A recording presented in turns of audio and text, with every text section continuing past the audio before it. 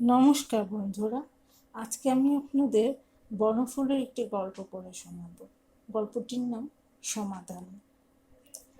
আকাশ নীল, বাতাস স্নিগ্ধ, ফুল সুন্দর এবং আমার নাম নিহার রঞ্জন হওয়া সত্ত্বেও আমার বিবাহ হইল পাকুড়া গ্রামবাসিনী খান্তমণি নাম্নী এক পল্লীবালার সহিত, এবং বৎসরান্তে তিনি একটি কন্যারত্ন প্রসব করিয়া তাহার নাম রাখিয়া দিলেন বুচি।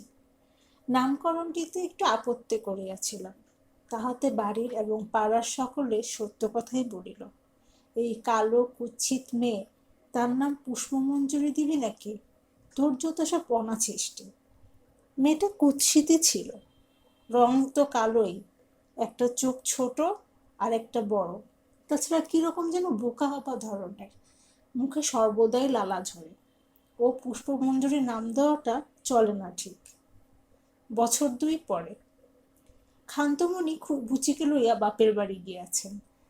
সেদিন রবিবার, কাহারও কাজকর্ম নেই, চণ্ডী মণ্ডপে বসিয়া নানা আলোচনা চলিতেছে। হঠাৎ আমার কথাই উঠিয়া পড়িল।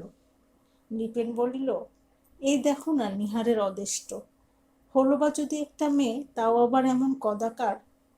শ্যামবোস বলিলেন, তা আবার বলতে, বিয়ে দেবার সময় নাকের জলে চোখের জলে হতে হবে আর কি, টাকা চাই প্রচুর।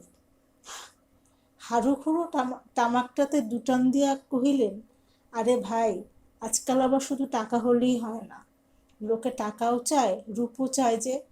চোখ দুটো ছোট বড় হলে আরো মুশকিল কি না? কি যে হবে, সকলের যে কত রকম দুশ্চিন্তা। এমন সময় পিয়ন আসিয়া আমাকে একখানা চিঠি দিয়া গেল। নৃপেন বলিল, কার চিঠি হে?